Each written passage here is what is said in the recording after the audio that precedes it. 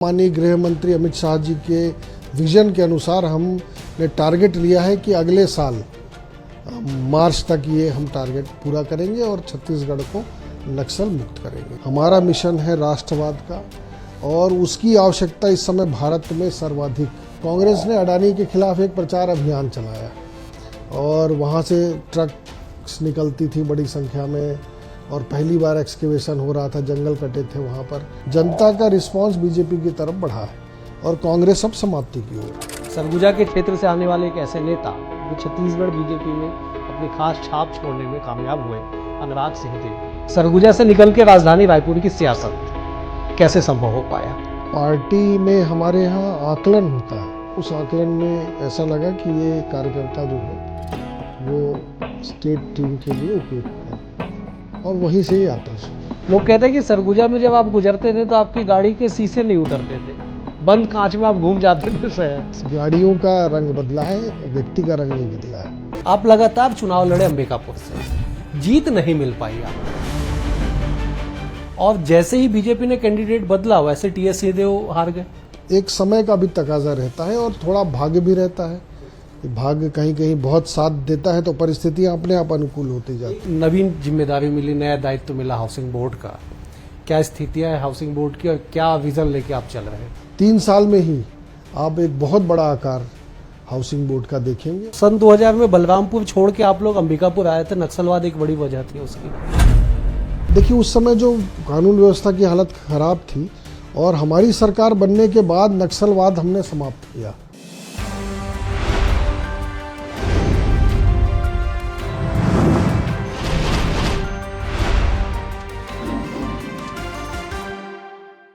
नमस्कार, BS TV के खास कार्यक्रम में आप सभी का स्वागत है। मैं हूं डॉक्टर अवधेश मिश्रा।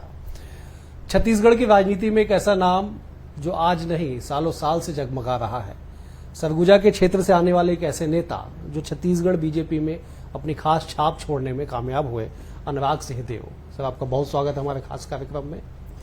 सरगुजा से निकल के राजधानी रायपुर की सियासत कैसे संभव हो पाया?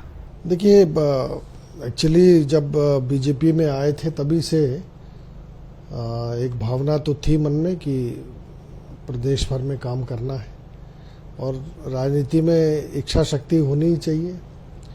पहले प्रदेश अध्यक्ष बनाया था युवा मोर्चा का और बहुत पहले जब हम लोग छात्र राजनीति में थे तो उस समय भी प्रदेश की जवाबदारी थी। तो उस समय जो हम लोगों ने पूरे प्रदेश भर में प्रवास किया, मिला लोगों से, उसका लाभ निश्चित रूप से बीजेपी में मिला।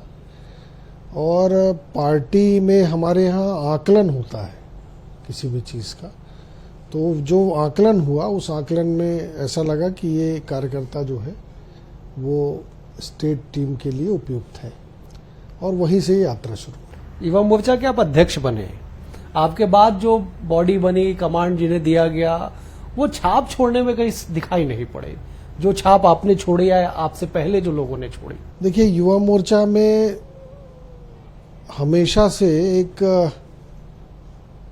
नए लोगों को लाने की प्रक्रिया बीजेपी ने शुरू से ही अपना के रखी थी, जिसमें कई बार एज लिमिट 35 साल के नीचे की जाती थी, फिर 32 साल।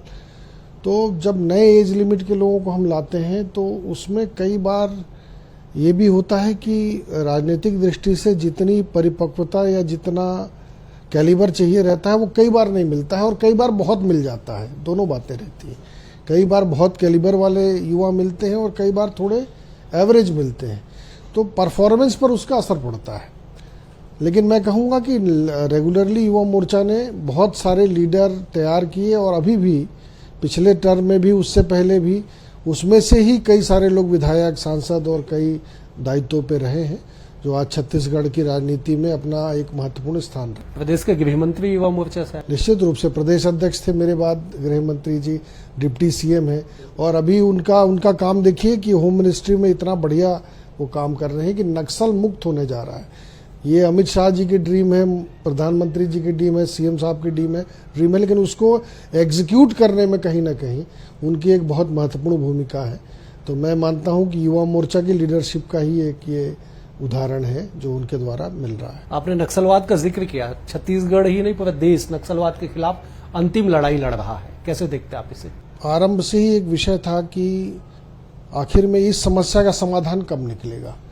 जनता से लेकर पूरे देश भर में ये विषय था और ये मैं मानता हूं कि ये जो पूरी लड़ाई थी ये सिर्फ बंदूकों से नहीं लड़ी जाती थी, बल्कि ये लड़ाई एक प्रकार से अर्बन नक्सलिज्म और इसके बीच की एक लड़ाई थी और कहीं ना कहीं राजनीतिक जो विचारधारा के में आपसी टकराव था वो भी एक कारण बनता था। कई लोग इसको आर्थिक और सामाजिक समस्या मानते थे, कई लोग इसको भटके हुए लोग कहते थे, कई लोग कांग्रेस के ऐसे लोग रहते थे जो कहते थे हाँ ये नक्सली हमारे भाई है, नक्सली हमारे मित्र है। लेकिन देखिए नरेंद्र मोदी जी की सरकार ने, अमित शाह जी की सरकार ने और उससे पहले इवन डॉक्टर रमन सिंह जी की सरकार ने ये बिल्कुल क्लियर कॉन्सेप्ट खड़ा किया कि नक्सलवाद जो है ये हिंसक है और ये लॉ एंड ऑर्डर की समस्या है और इस रूप में इसे निपटना आरंभ किया गया था और आज ये कस्टमाइज हो रहा है। आज इसको हम लोग मान रहे हैं कि इसको हम लोग ये सिद्ध करने में सफल रहे हैं कि वास्तव में ये लॉ एंड ऑर्डर की लड़ाई है और उसी आधार पर सरकार बहुत मजबूती के साथ कार्रवाई कर रही है और अब माननीय गृह मंत्री अमित शाह जी के विजन के अनुसार हमने टारगेट लिया है कि अगले साल मार्च तक ये हम टारगेट पूरा करेंगे और छत्तीसगढ़ को नक्सल मुक्त करेंगे। आपने डॉक्टर रमन सिंह जी का जिक्र किया, जब वो मुख्यमंत्री होते थे तो आपको सरगुजा का सीएम कहा जाता था। नहीं देखिए, मैं उस समय प्रदेश अध्यक्ष था और प्रदेश अध्यक्ष के नाते मेरा प्रवास थोड़ा ज़्यादा होता था, थोड़ा एक्टिव ज़्यादा रहता था, इसलिए और वहाँ पर चूंकि टीएस सिंहदेव जी से मैं चुनाव भी लड़ता था, उस समय वो बड़े नेता थे कांग्रेस के, तो ऐसा जब होता था तो कई बार बीजेपी का थोड़ा ज़्यादा प्रतिनिधित्व का अवसर हम लोग को मिलता था, इसलिए कई बार ऐसा विषय आता था। लेकिन मैं विशुद्ध रूप से एक संगठन का कार्यकर्ता तब भी था और आज भी हूँ और मैं पहली बार मैं अभी हाउसिंग बोर्ड के चेयरमैन के रूप में काम कर रहा हूँ। इससे पहले मैंने कभी भी सरकारी दायित्व में काम नहीं किया, पार्टी के कार्यकर्ता के नाते ही काम किया था। लोग कहते हैं कि सरगुजा में जब आप गुजरते थे तो आपकी गाड़ी के शीशे नहीं उतरते थे, बंद कांच में आप घूम जाते थे शहर। गाड़ियों का रंग बदला है और व्यक्ति का रंग नहीं बदला है। पहले कमांडर हुआ करती थी जिसमें दरवाजे खिड़की होते ही नहीं थे और अब तो एयर कंडीशन जो गाड़ियां हैं उसमें बिना कांच बंद करे तो कोई चलते ही नहीं है। ये तो एक ऐसी बात है, ये देखिए ये नैरेटिव सेट किए जाते हैं पॉलिटिकली कि आपको डैमेज करने के लिए आपके खिलाफ कौन सा नैरेटिव काम करता है, तो मैं इसको गलत नहीं मानता हूँ, ये अच्छी बात है।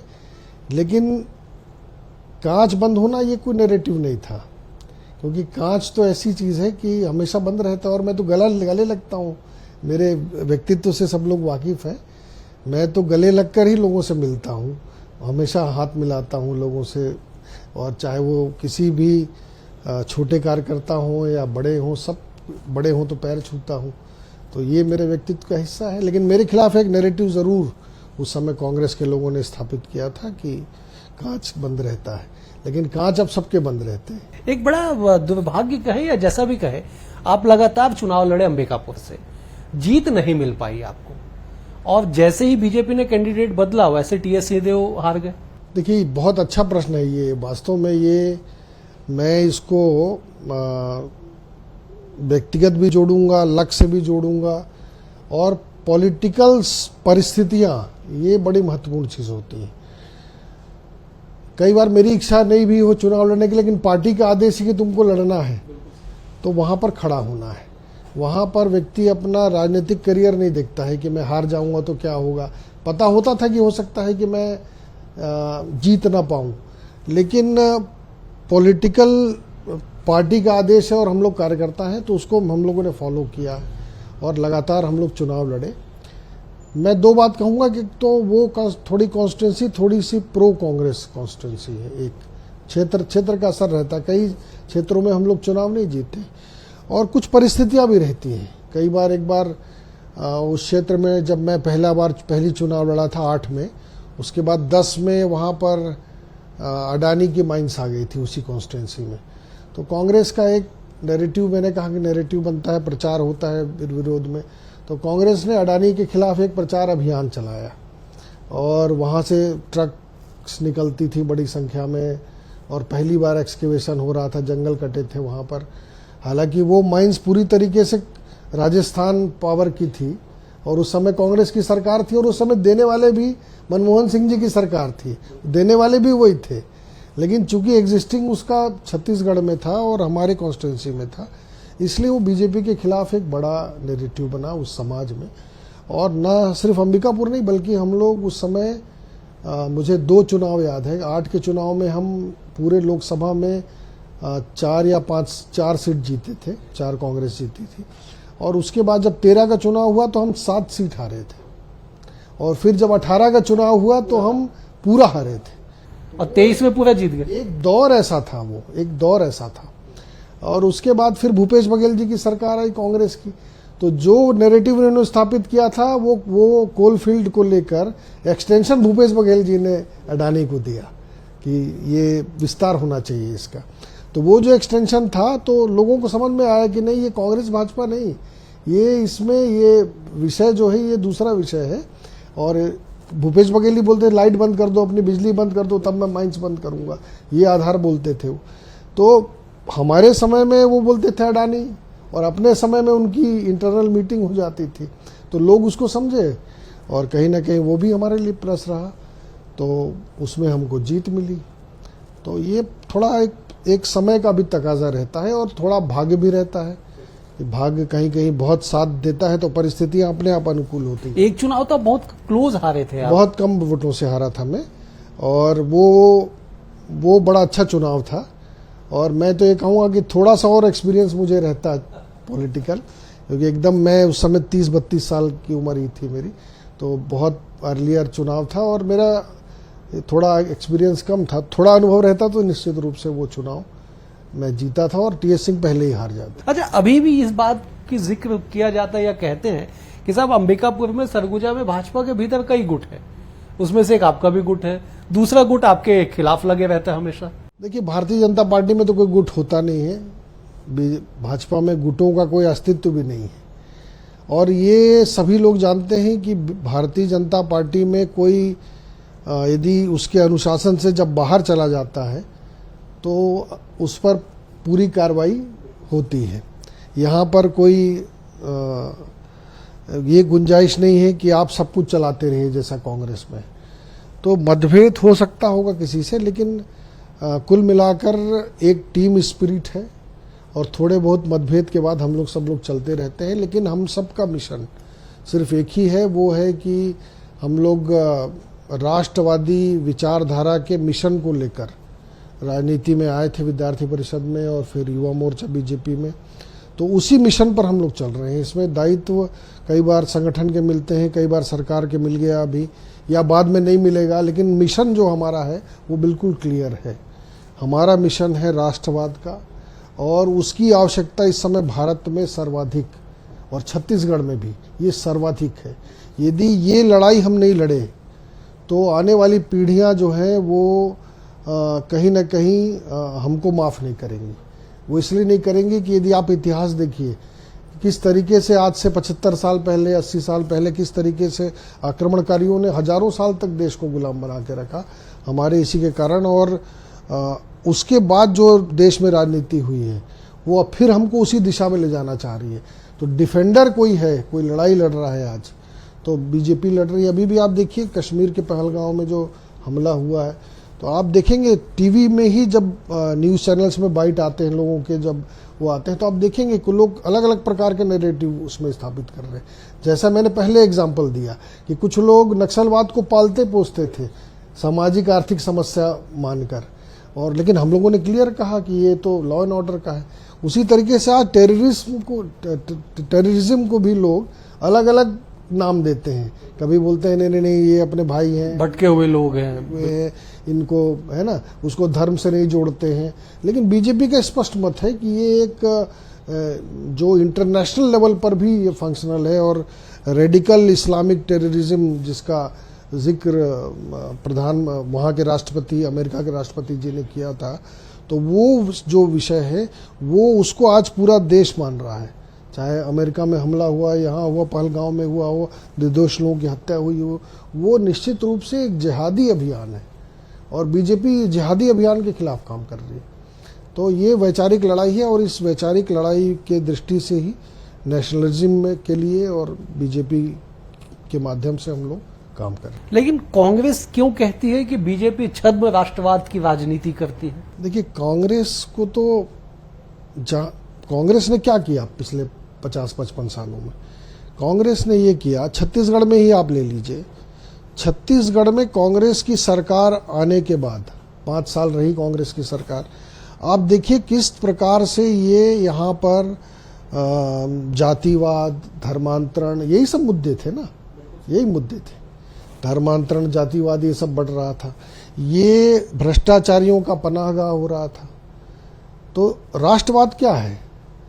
जो किसी भी क्षेत्र को सुरक्षित रखे, नेशन फर्स्ट की भावना रखे, भ्रष्टाचार वाली सरकार नहीं, भ्रष्टाचार जीरो टॉलरेंस की नीति रखे, यही तो राष्ट्रवाद है ना आज।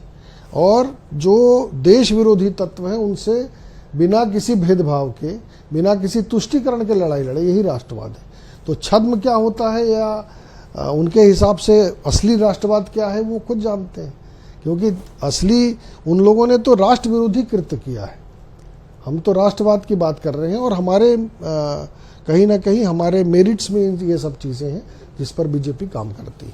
अच्छा, कांग्रेस इसी से एक और लाइन कहते हैं साहब कि जब जब चुनाव होते हैं, चाहे देश में हो या प्रदेशों में हो, तब तब बीजेपी को राष्ट्रवाद की याद आती है, उसके बाद नहीं। और कांग्रेस के सर्वोच्च नेता इस बात को कहते हैं। देखिए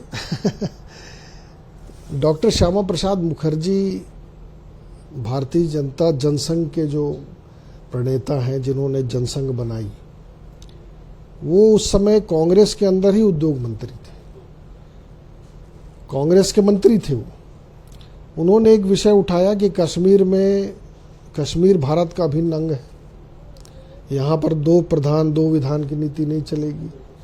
और इसको लेकर उन्होंने उस परमिट सिस्टम के खिलाफ, जो कश्मीर को भारत से अलग करता था, उसके खिलाफ मार्च निकाला और अपने पद से इस्तीफा देके वो मार्च निकाला, जहाँ पर उनकी संदिग्ध परिस्थितियों में उनकी मृत्यु हो गई, हत्या कर दी गई। तो ये राष्ट्रवाद नहीं था क्या? ये चुनाव था उस समय, जिसका जन्म ही राष्ट्रवाद से हुआ। और जिन्होंने पद का त्याग किया, तो उस स्पष्ट रूप से एक लकीर बन जाती है कि हमारी लाइन क्या है। और इसी लाइन पर बीजेपी सदैव चलती आई है। चाहे राम मंदिर का इशू हो, आप देखेंगे उस समय जब 365 सरकारें जब भंग की गई थी, जब उस समय 5-5 सरकारें जो निर्वाचित सरकारें थी, जब डिमोलिश किया गया था बाबरी ढांचा, तो उसमें सरकारें भंग कर दी गई थी। तो वो हमारा कौन सा विषय था? वो चुनावी विषय तो था नहीं। सरकारें भंग करके बाद में हमारी सरकार कहीं पर आई भी नहीं और काफ़ी लंबे समय तक कांग्रेस भी रही। तो जब जब हमारा ऐसे एजेंडेस पर काम होते हैं तो हम चुनाव नहीं देखते हैं, हमेशा से उस लाइन पर आगे बढ़ते चलते हैं और आज भी उसी लाइन पर आगे बढ़ रहे हैं। उसके लिए चुनाव की आवश्यकता नहीं और निरंतर बढ़ते रहते हैं। और इसीलिए जनता का रिस्पांस बीजेपी की तरफ बढ़ा है और कांग्रेस अब समाप्ति की ओर है। आपको नवीन जिम्मेदारी मिली, नया दायित्व मिला हाउसिंग बोर्ड का, क्या स्थितियां है हाउसिंग बोर्ड की और क्या विजन लेके आप चल रहे हैं? देखिए, मुझे बहुत अच्छा एक विभाग काम करने के लिए माननीय मुख्यमंत्री जी ने दिया है और प्रधानमंत्री जी का सपना भी था कि वो जब सरकार उनकी बनी तो रोटी कपड़ा मकान प्राथमिकता थी और ख़ास तौर पर जो गरीब आदमी है उसके लिए उनकी सरकार समर्पित थी, उन्होंने कहा था। और हाउसिंग फॉर ऑल उन्होंने एक मॉडल दिया था कि सबके लिए घर बनाना है, पक्के का मकान बनाना है। और वहीं से प्रधानमंत्री आवास की परिकल्पना आरंभ हुई और ऐसा करते करते अलग अलग सेक्शंस के लिए अटल आवास, EWS वगैरह वगैरह एक बड़ा काम शुरू हुआ। हालांकि प्रधानमंत्री आवास पंचायत विभाग के अंतर्गत है और मुझे सौभाग्य भी है कि छत्तीसगढ़ के जो मुख्यमंत्री हैं वो आवास के प्रति बहुत संवेदनशील है, क्योंकि जब हमारी सरकार जब नहीं बनी थी तो हम लोगों ने एक वादा किया था कि जब तक हम 18 लाख मकान गरीबों को नहीं देंगे तब तक मुख्यमंत्री अपने आवास में नहीं जाएंगे, गृह प्रवेश नहीं करेंगे। तो विष्णुदेव साय जी ने एज मुख्यमंत्री जब तक गरीबों को 18 लाख आवास की स्वीकृति नहीं दे दी तब तक उन्होंने गृह प्रवेश नहीं किया। तो ये एक अच्छी बात है कि मकान के प्रति भी उतनी ही सजगता है जितनी महतारी वंदन के प्रति है, जितना किसानों के लिए है, अलग अलग स्कीम्स में जितना वो रुचि रखते हैं, नक्सलवाद समाप्त करने के प्रति है, उतनी ही उनकी जो उनका समर्पण है वो गरीबों को मकान देने के लिए। अभी कुछ चुनौतियां जरूर हैं। पिछले सरकार में कुछ जगह पर ऐसे जगह पर प्रोजेक्ट्स बना दिए गए थे जो बिक नहीं रहे, खंडर होने के कगार पर है। तो साइट सिलेक्शन कहीं ना कहीं वहां पर थोड़ा गलत हुआ था, उस पर भी अभी हम लोग फोकस कर रहे हैं कि क्यों गलत हुआ था, और अब दोबारा साइट सिलेक्शन गलत नहीं होना चाहिए, क्योंकि आखिर में हम उतना पैसा इन्वेस्ट कर रहे हैं और वो लोगों के काम नहीं आ रहा है, तो ये कहीं ना कहीं हमारी फेलियरिटी है।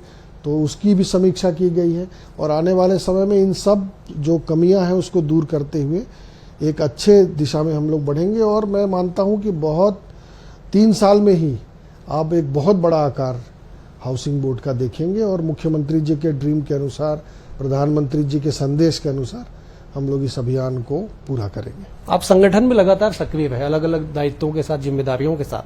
पहली बार सत्ता में भागीदारी आपकी हुई है। सत्ता में भागीदारी ज्यादा अच्छा है या संगठन में? वैसे तो हम लोग को आदत संगठन में काम करने की ज्यादा है, क्योंकि अभी तक तो मैं जन भागीदारी का मेंबर भी नहीं रहा किसी कॉलेज में। लेकिन मैं मानता हूं कि संगठन में जो सीखा है उसका क्रियान्वयन यहाँ जरूर कर सकते हैं। जैसे मैं अपने जो मेरा संगठन का कार्यकाल था उसमें मैंने व्यक्तिगत रूप से कुछ चीज़ों पर, जैसे अभी मेंबरशिप था उसका मैं इंचार्ज था स्टेट में, तो 1.5 करोड़ इतिहास बनाया छत्तीसगढ़ ने। 1.5 करोड़ वयस्क छत्तीसगढ़ में रहते हैं 18 साल से ऊपर। 61 लाख हमने मेंबरशिप की थी रिकॉर्ड टाइम में, 6-7 महीने में। तो ये था कि इतने लोगों तक हम लोग पहुंचे, वो भी ऑनलाइन, सब डेटा हमारे पास है। या ये कहिए कि छत्तीसगढ़ का सबसे बड़ा डेटा बीजेपी के पास है अभी मेंबरशिप के कारण, तो इसमें अतिशयोक्ति नहीं होगी। अभी तो डेटा का समय चल रहा है, सारे लोग डेटा के पीछे, किसके पास कितना डेटा है, वो सबसे अधिक अमीर वो है जिसके पास डेटा है सबसे ज़्यादा। तो अभी आज की तारीख में यदि वेस्ट में देखें तो 61 लाख का डेटा हमारे पास है, बीजेपी के पास है। तो मैं तो मानता हूं कि वो सब जो एक्सपीरियंसेस हैं उसको हम लोग एग्जीक्यूट करेंगे यहाँ पर। तो पुराने अनुभव बहुत सारे हैं, बहुत सारे ऐसे अनुभव हैं, जैसे 2013 में 12 में एक बार हम लोगों ने एक ब्लड डोनेशन किया था युवा मोर्चा का, जब मैं अध्यक्ष था। तो मेगा ब्लड डोनेशन, मुख्यमंत्री जी का जन्मदिन था 15 अक्टूबर को, डॉक्टर रमन सिंह जी का। तो छत्तीसगढ़ के इतिहास में पहली बार छत्तीसगढ़ के सभी सरकारी ब्लड बैंक फुल थे, वो भी रिकॉर्ड हम लोग के नाम पे है कि उसमें एक बड़ा एक अभियान था। फिर एक बार मैं अध्यक्ष था, जब अध्यक्ष था तो मैं स्वच्छता अभियान उस समय नया नया था, तो हम लोगों ने दुनिया का सबसे बड़ा पोस्टर लॉन्च किया था स्वच्छता के लिए प्रधानमंत्री जी का। वहाँ इंडोर स्टेडियम के ग्राउंड में वो हुआ था, उसमें राष्ट्रीय अध्यक्ष अनुराग ठाकुर भी थे। तो वो हम लोग को गिनीज बुक में उसमें दर्ज हुए थे हम लोग, तो वो भी रिकॉर्ड हमारे पास है। तो ऐसे बहुत सारी चीज़ें हैं जो एक्सपीरियंस एक लंबा रहा है। और जब मैं अध्यक्ष रहा, जब मुझे जवाबदारी मिली, तो ये सब रिकॉर्ड्स हमने वहाँ पर पूरे किए थे। तो उसका सब जो एक्सपीरियंस है, अनुभव जो पार्टी ने अभी तक दिया है, हम लोग को सिखाया है, हमारे संगठन मंत्रियों ने और प्रदेश अध्यक्ष जी लोगों ने और बाकी वरिष्ठ नेताओं ने जो सिखाया है उसको एग्जीक्यूट करने का ये अवसर है और उसको उसी रूप में मैं लेता हूँ। डॉक्टर रमन सिंह जी बड़े स्नेह करते थे आपको, मतलब करते हैं अभी भी आपको। विष्णुदेव साय जी का कैसा रवैया आपके प्रति? इसलिए पूछ रहा हूँ क्योंकि वो भी सरगुजा से, आप भी सरगुजा से। देखिए, विष्णुदेव साय जी तो बहुत सरल सहृदय व्यक्तित्व है और उनका कंपैरिजन तो मतलब पूरे देश भर के वर्तमान में जो मुख्यमंत्री हैं उनमें सबसे सरल माने जाते हैं। देखिए, सुशासन जो मुख्यमंत्री जी का है, वो आप देखिए कि छत्तीसगढ़ की स्थिति, वित्तीय स्थिति यदि आप देखेंगे तो बुरी हालत में थे, कर्ज पे कर्ज भूपेश बघेल सरकार ले रही थी। और 1.5 धान की योजना थी, उसको बोनस की योजना, वो 1.5 साल में दे पाती थी वो सरकार, 2100 रुपये। तो आप ये देखिए कि इतने बड़ी वित्त पोषित योजनाओं जो हमने घोषणा किया था, हम लोग सोच रहे थे 3100 रुपये कैसे देंगे, बहुत कठिन काम है। जब पिछली सरकार 2100 रुपये नहीं दे पा रही थी और 1.5 साल उनको लग जा रहे थे, हम कैसे दे पाएंगे, वो भी वन टाइम कैसे दे पाएंगे 3100 रुपये। ये बहुत बड़ा काम था, लेकिन विष्णुदेव साय जी की सरकार ने ये काम पूरा करके दिखाया। 3100 रुपये हम दे रहे हैं और विद इन 2 किस्त में ही दे रहे हैं। एक बार बोनस की राशि दे देते हैं, एक बार जो खरीदी की राशि हुए MSP है वो देते हैं। तो एक ये इसको बड़ा वित्तीय प्रबंधन बोला जाएगा। इतनी बड़ी महिलाओं की योजना देश में कहीं नहीं चल रही है, जिसमें 70 लाख महिलाओं को हमने कवर किया। यदि आप प्रतिशत वाइज जाएंगे तो सबसे ज़्यादा महिलाओं को कवर करने वाली ये देश की सबसे बड़ी योजना है सरकार की। ये हम 1000 रुपये 72 लाख परिवार को लगातार दे रहे हैं। 700 करोड़ रुपए से अधिक का उसका बजट है। तो आप देखिए, रेगुलरली 18 लाख प्रधानमंत्री आवास, जिसमें से करीब 15 लाख तो अभी उसका किस्त भी जारी हो गया, उसमें राज्यांश भी शामिल है। तो ये इतनी बड़ी बड़ी योजना इम्प्लीमेंट हो जा रही है। नक्सलवाद पर नकेल पूरी तरीके से कसी जा रही है। तो इसको आप मॉडल मानिए। ये उनके नेतृत्व का ही कमाल है मुख्यमंत्री जी का। नक्सलवाद का जिक्र करते हुए आप बड़े उत्साहित हो जाते हैं। सन 2000 में बलरामपुर छोड़ के आप लोग अंबिकापुर आए थे, नक्सलवाद एक बड़ी वजह थी उसकी। नहीं, हम लोग तो कोई नहीं छोड़े थे, हम लोग वहीं इस्टेब्लिश थे और सौभाग्य से हम लोग को उससे कोई खतरा भी नहीं था और आज भी नहीं है। क्योंकि देखिए, एक एरिया में यदि आपका रीच है तो निश्चित रूप से उसमें कहीं ना कहीं सामने वाले को भी समझना पड़ता है कि क्या करना है। लेकिन देखिए, उस समय जो कानून व्यवस्था की हालत खराब थी और हमारी सरकार बनने के बाद नक्सलवाद हमने समाप्त किया पूरी तरीके से। और आज उस समय गृह मंत्री रामविचार नेताम थे, मुख्यमंत्री डॉक्टर रमन सिंह जी थे। एक अभियान चलाया गया और आज सरगुजा को नक्सलवाद मुक्त हुए 10 साल से अधिक हो गए। 10 साल से हम नक्सल फ्री हैं अभी। तो इच्छा शक्ति है तो क्यों नहीं हो सकती है। सरगुजा में करके दिखाया, बीजेपी ने ही करके दिखाया है। तो बस्तर कहीं ना कहीं जो पीड़ित था, हालांकि हमने उसको बहुत सीमित कर दिया था उस समय भी, लेकिन अभी पिछले 5 साल में जो सीज फायर रहा नक्सल और कांग्रेस सरकार के बीच में, उसके कारण उनको थोड़ा विस्तार का अवसर जरूर मिला था। लेकिन अभी आप देखिए कि वो नक्सलवाद अब समाप्ति के कगार पर। इच्छा शक्ति की बात है ये। तो मैंने कहा ना कि नक्सलवाद को जब तक आप लॉ एंड ऑर्डर नहीं मानिएगा, समस्या नहीं मानिएगा, तब तक वो समाप्त नहीं होगा।